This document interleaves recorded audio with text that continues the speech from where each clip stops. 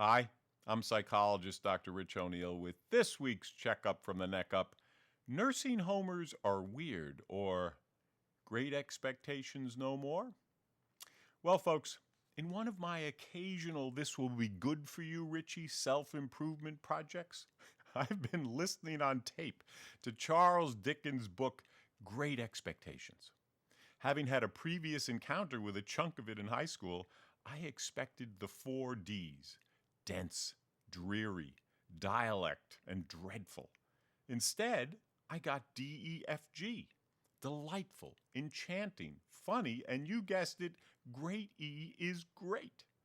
There's a character in there who's the aged parent of another character, who he cares for in his home and who he tenderly refers to as Aged P, somewhat addled and absent-minded, and probably all of 70, but that was aged and ancient back then.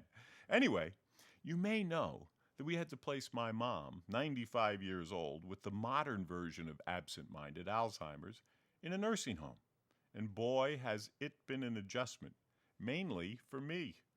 The other day, I'm sitting at dinner with Aged P and her 3 tablemates.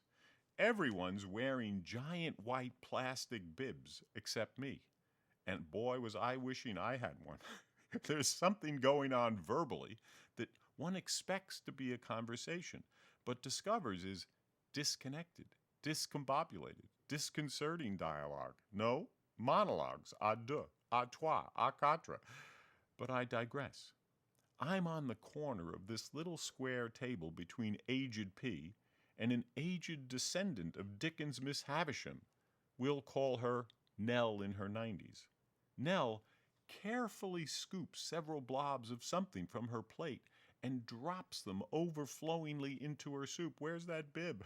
And stirs more overflowingly, but nonetheless quite contented with her handiwork. Then chomps on a bit of her bread and generously puts the remainder of the slice atop Aged P's soup.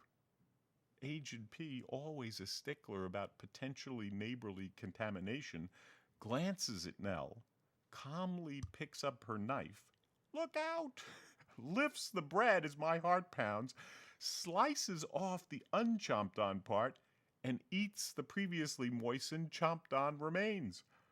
Woo! Thank goodness our expectations did not come to pass there. But then, my dear Olivers and Olives, the plot took an unexpected twist. Nell gives her enhanced soup a few more swizzles with her fingers this time, dries them a tad on her napkin, slowly moves them under the table, and tenderly gives my leg a squeeze and a loving rub, batting her eyes at me and smiling coyly. I hold Nell's hand and unexpectedly find myself deeply touched and moved. Aged P sees all and shoots Nell a jealous glare that could have reheated the soup. I pat Aged P's back reassuringly with my other hand and rub her neck gently. At that moment, with me getting adjusted and seeing finally below the initially shocking surface, I discovered a basic truth.